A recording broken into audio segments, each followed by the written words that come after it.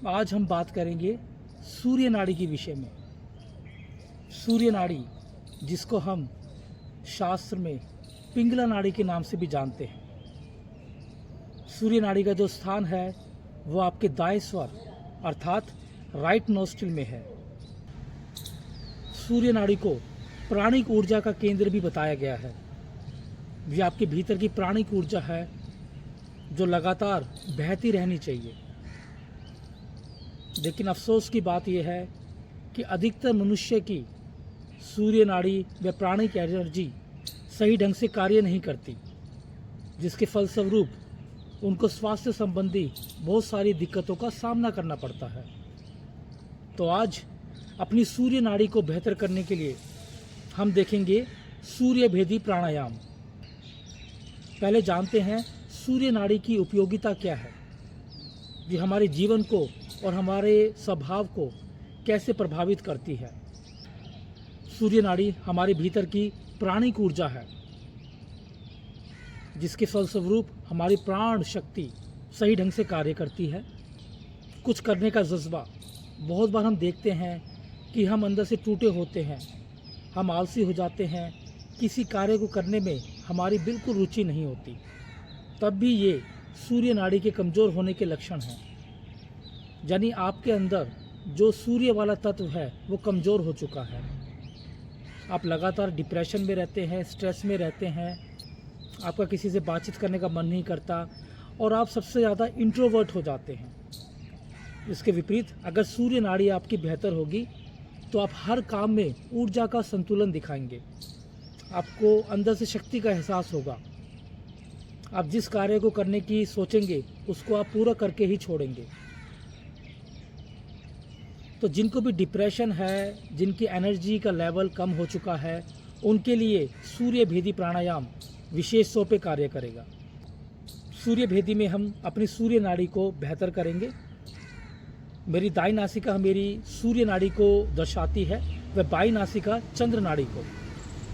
तो यहाँ पर हम अपनी दाई नासिका को सक्रिय करेंगे।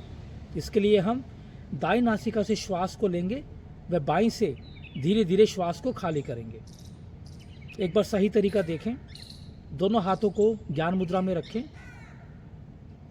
कमर सीधी। अब अपने बाएं अंगूठे से बाई नासिका को बंद करें। मेरे निर्देश में इस प्राणायाम को देखें। दाईं से श्वास को धीरे धीरे भरें।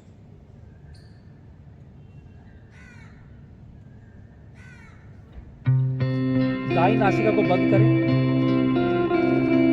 बाईं से श्वास को खाली करें।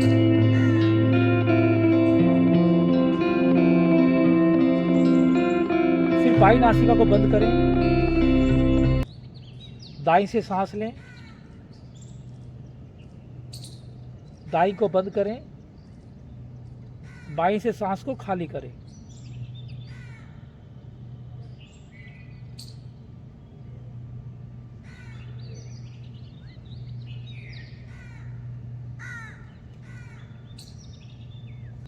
सूर्य भेदी प्राणायाम में हमने दाई नासिका से श्वास को लिया है व बाईं से श्वास को बाहर करा है। इस बात का विशेष ध्यान रखें क्योंकि सूर्य भेदी एक प्राणायाम है, इसलिए श्वास गति को धीमा व गहरा रखें। अक्सर देखने में आया है कि अधिकतर जो साधक है वो सांस को जल्दी जल्दी लेते हैं व जल्दी से छोड़ते हैं, जिससे प्राणायाम की उपयोगिता समाप्त हो जाती है। इसलिए प्राणायाम में अपनी सांसों को धीमा और गहरा रखें। प्रश्न ये भी उठता है कि किन लोगों को सूर्य भेदी प्राणायाम कम करना चाहिए। देखिए, जिनको हाई बीपी की दिक्कत है, जिनके स्वभाव में ज़्यादा गर्मी है, तो ज़्यादा उत्तेजित रहते हैं, वो सूर्य भेदी से थोड़ा परहेज करें। हाँ, जिन व्यक्तियों को अपने अंदर आलस महसूस होता है, जो बेहतर महसूस नहीं करते, सुबह उठने के बाद ऊर्जा की कमी रहती है, मूड खराब रहता है, मूड स्विंग रहता है, स्ट्रेस और डिप्रेशन की अवस्था रहती है, या किसी के साथ घुलने मिलने में परेशानी होती है, तो उनके लिए सूर्य भेदी प्राणायाम किसी जीवन औषधि से कम नहीं है। सूर्य भेदी प्राणायाम को सुबह के समय करना ज़्यादा उपयुक्त होगा, क्योंकि उस समय आपकी सूर्य नाड़ी बेहतर होनी चाहिए, इसलिए प्रातःकाल का समय उपयुक्त होगा। शाम को इसको थोड़ा ही करें, क्योंकि उस समय आपको चंद्र की तरफ ज़्यादा बढ़ना है। देखिए, मात्र प्राणायाम कर लिया यही काफ़ी नहीं है, आपको अपने स्वभाव को भी समझना होगा। मैं बहुत बार देखता हूँ कि बहुत लोगों को ज़्यादा गुस्सा आता है, बीपी हाई रहता है, बहुत जल्दी किसी बात से उत्तेजित हो जाते हैं, स्वभाव में गर्मी है, और वो लगातार सूर्य भेदी का प्रयोग कर रहे हैं, तो जिससे उनको लाभ की बजाय हानि होती है। तो इसलिए अपने स्वभाव के अनुसार इस प्राणायाम को करें, और अगर आपको करना ही है तो इसको प्रातःकाल ही करें, क्योंकि प्रातःकाल में आपको सूर्य की तरफ बढ़ना है।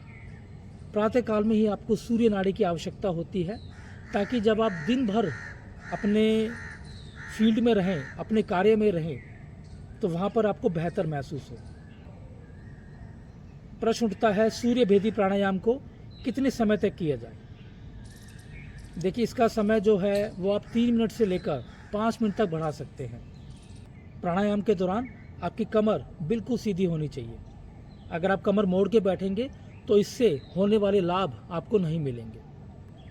इसके अलावा सर्दियों के मौसम में ये प्राणायाम विशेष उपयोगी है, क्योंकि भीतर आपके अग्नि तत्व को मजबूत करता है, और जितना आपको डाइजेशन संबंधी समस्याएं हैं, भूख नहीं लगती या आपका खाना तेज़ी से पचता नहीं है, कॉन्स्टिपेशन रहता है, एसिडिटी रहता है, तो ये भी सूर्य नाड़ी के कमज़ोर होने के लक्षण हैं।